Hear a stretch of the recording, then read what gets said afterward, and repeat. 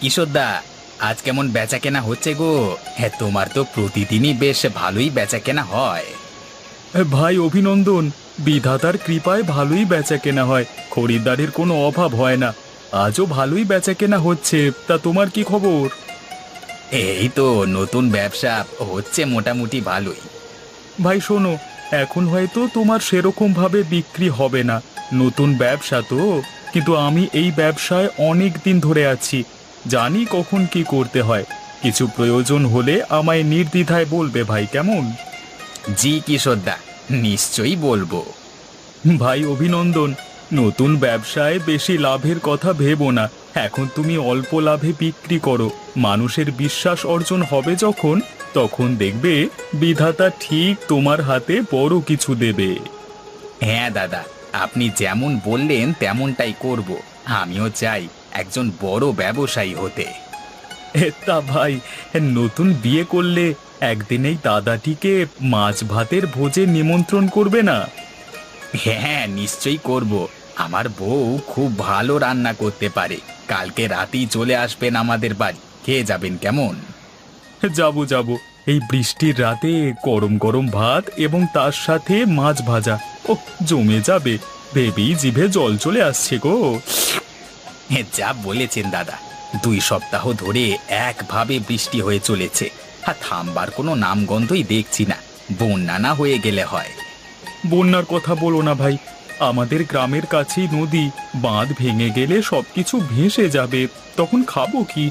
আমাদের গ্রাম যদি ভেসে যায় তাহলে হাটও বন্ধ হয়ে যাবে, অন্য গ্রামের মানুষেরাই খাবে কি? হ্যাঁ দাদা, আপনি ঠিকই বলেছেন, কিন্তু আমার কথাটা তো বাস্তব, তাই না? এতদিন ধরে টানা বৃষ্টি হচ্ছে, নদীরও জল বৃদ্ধি পাচ্ছে, বাঁধ তো হয়ে যেতেই পারে।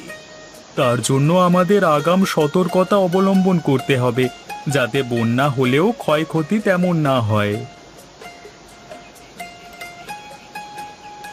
কিসের গল্প জুড়ে দিয়েছিস রে দুজন মিলে? এই গল্প না দাদা, আলোচনা করছিলাম। ও বাবা, তা আমিও শুনি, তোদের কি এমন আলোচনা হচ্ছে?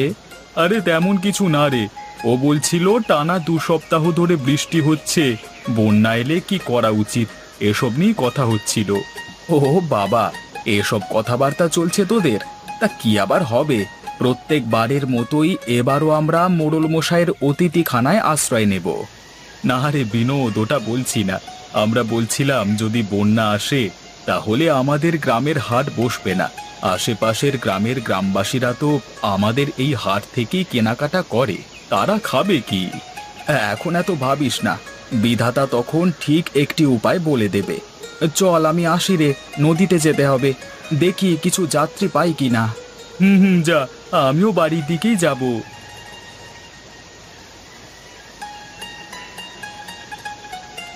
কি গো গিন্নি, খাবার বেড়ে বসে আছো কেন? যদি আমার আসতে দেরি হতো তখন কি করতে? কি আবার করতাম, আমি নিজে খেয়ে নিতাম। গিন্নি, মজা করছো আমার সাথে? কতদিন পর এইভাবে একটু মজা করলে তুমি আমার সাথে। থাক থাক, আর বলতে হবে না। তাড়াতাড়ি খেতে বসো তো, অনেক বেলা হলো তো। হ্যাঁ হ্যাঁ, বসছি বসছি। তুমিও আমার সাথে বসে পড়ো, আর কত বেলা করবে? তা বললে হয় গো, স্বামীর খাওয়া হলে তবেই স্ত্রীরা খায়, এটাই নিয়ম। তুমি চটপট খেয়ে নাও, তারপর আমি খেয়ে নেব। জানি না বাবা, তোমাদের এসব নিয়ম কানুন। ওসব ছাড়ো, আজকে কেমন বিক্রি হলো গো? মিথ্যে বলবো না, ঠাকুরের কৃপায় এখনো পর্যন্ত ভালোই বিক্রি হচ্ছে। এই ভারী বর্ষাতেও মানুষজন কেনাকাটা করতে আসছে। তা আসবে না কেন বলো তো?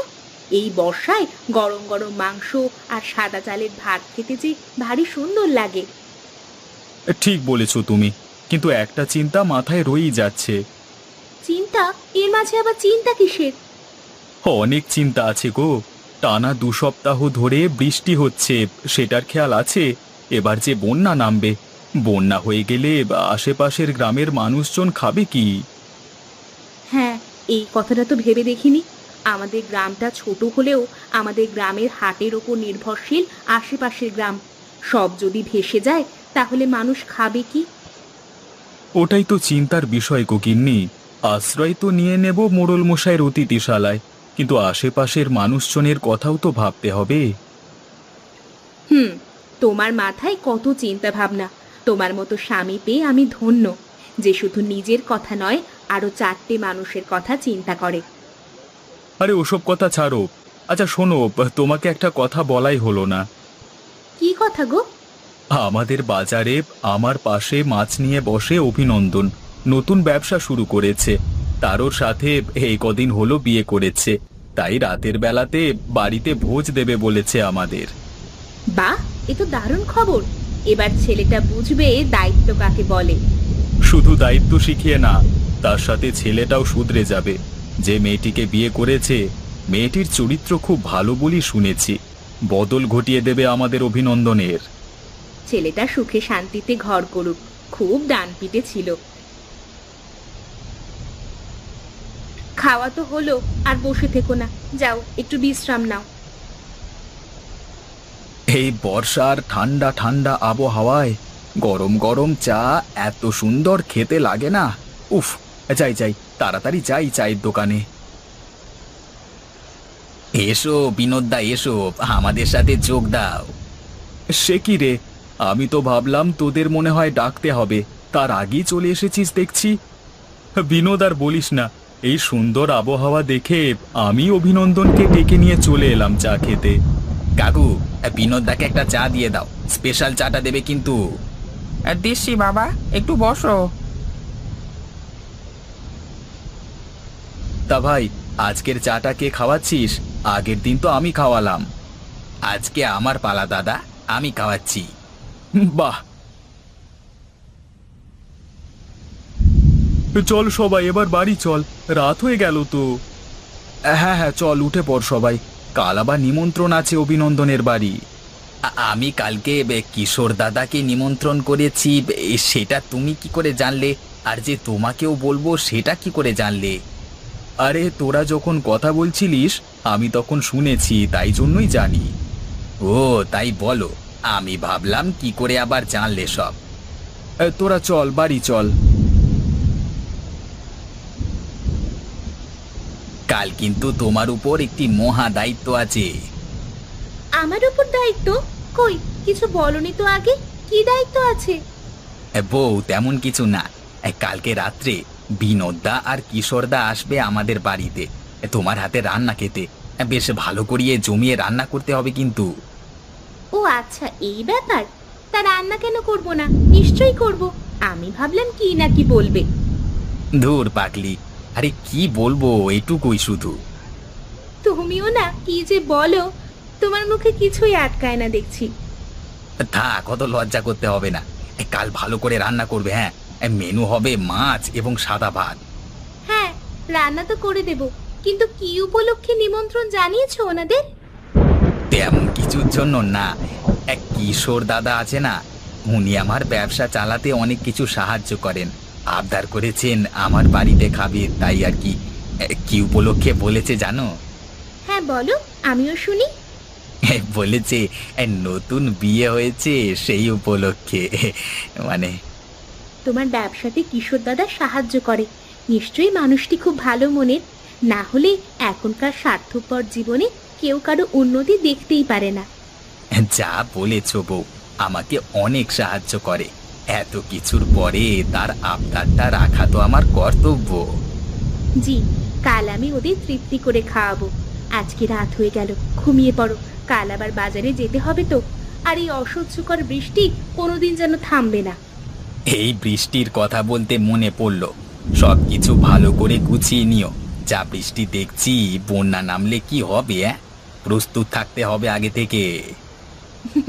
আচ্ছা, তুমি কিচ্ছু চিন্তা করো না, আমি সব কিছু ঠিকঠাক করে রাখবো।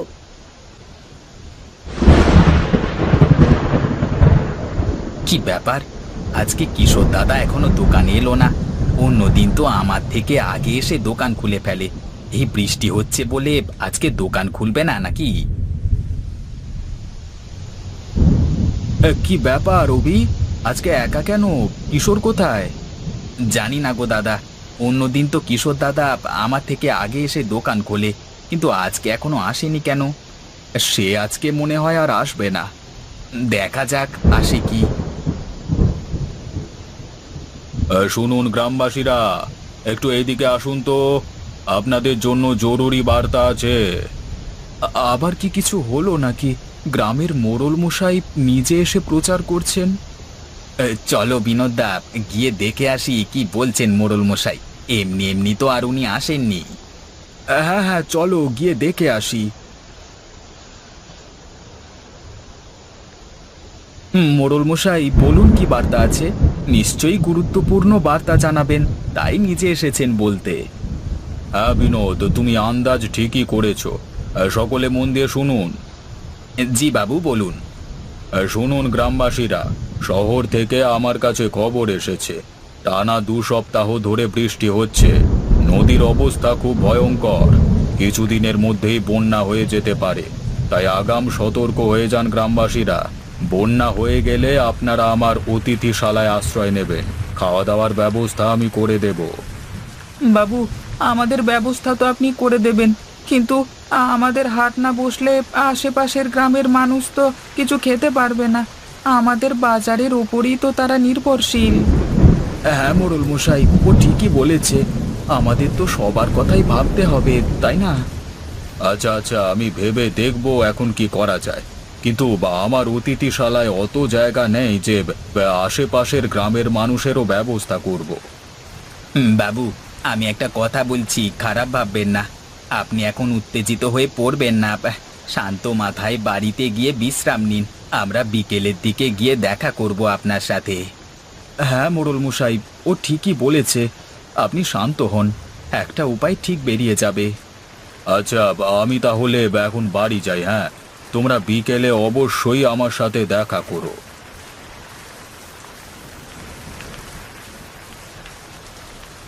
কিশোর, বাড়ি আছিস নাকি? হ্যাঁ, ভেতরে আয়। বাইরে দাঁড়িয়ে আছিস কেন? কিশোর দাদা, কিশোর দাদা, খুব বড় বিপদ আসতে চলেছে। বিপদ? কি বিপদ রে? সব তো ঠিকঠাকই চলছে, কার কি বিপদ হলো রে? এখনো কারোর কিছু হয়নি, কিন্তু হতে কতক্ষণ। আরে কি হয়েছে খুলে বল। মোড়ল মশাই আজকে হাটে এসেছিলেন, এসে বলে গেলেন শহর থেকে খবর এসেছে নদীর অবস্থা খুব খারাপ, যখন তখন বন্যা হয়ে যেতে পারে, তাই সতর্ক করলেন। সে কি রে, আমাদের গ্রামে তো কোনোদিন বন্যা হয়নি।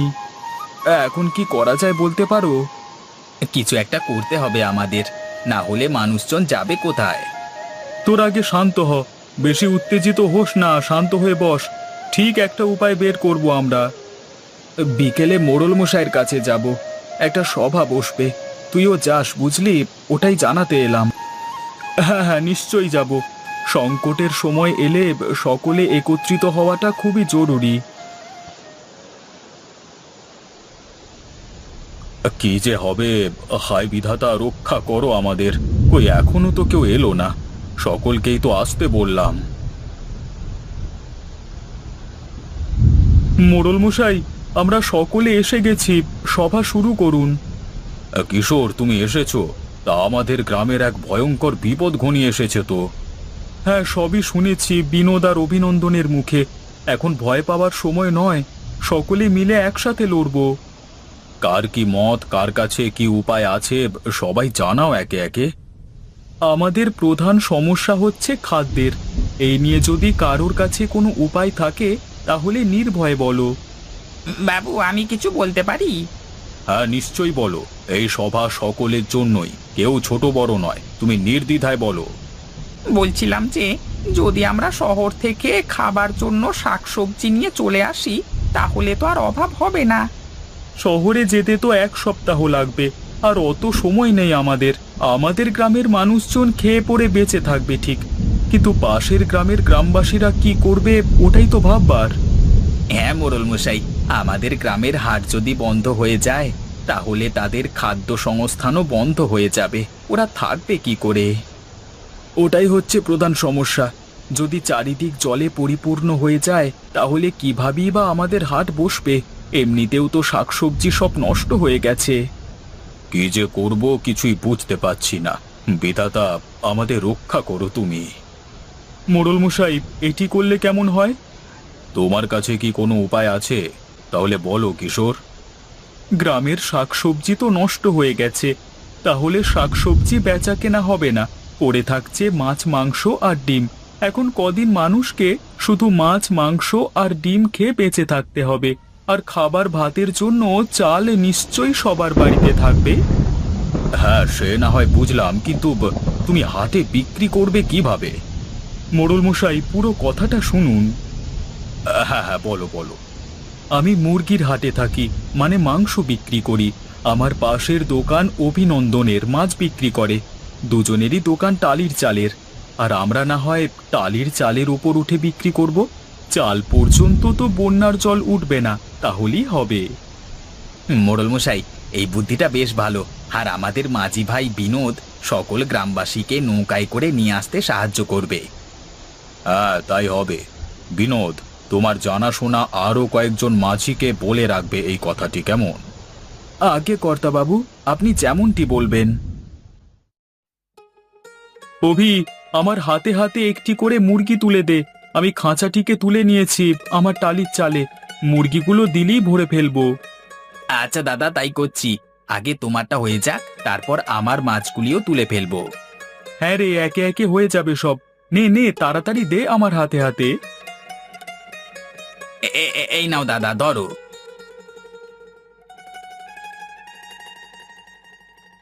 বাহ, বেশ ভালোই প্রস্তুতি চলছে দেখছি। চালিয়ে যাও চালিয়ে যাও, কখন কি হয়ে যাবে বলা খুব মুশকিল। হ্যাঁ, ওই জন্যই তো এত তাড়াতাড়ি তোড়জোড় করছি। আপনি এত ভোরে কি করছেন? না না, তেমন কিছু না। এই দেখতে এসেছিলাম কেমন প্রস্তুতি চলছে। সকলকে তো বিপদের হাত থেকে রক্ষা করতে হবে, তাই জন্য। ভালোই করেছেন বাবু, আপনি দেখুন আমরা কাজ করি। মোড়ল মশাই, দোকানের ভেতরে গিয়ে বসুন, বসবার জায়গা আছে। শুধু শুধু দাঁড়িয়ে থাকবেন কেন? না না, সকলের বিপদে আমি বসে থাকি কি করে? তোমরা কাজ করো, আমি দেখছি কোনো সাহায্য করতে পারি কিনা।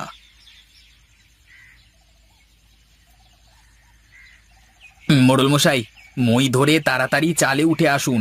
ওই দেখা যাচ্ছে প্রবল বেগে জল ঢুকছে গ্রামে। ভাগ্যিস বললে, না হলে কোথায় এখন ভেসে যেতাম।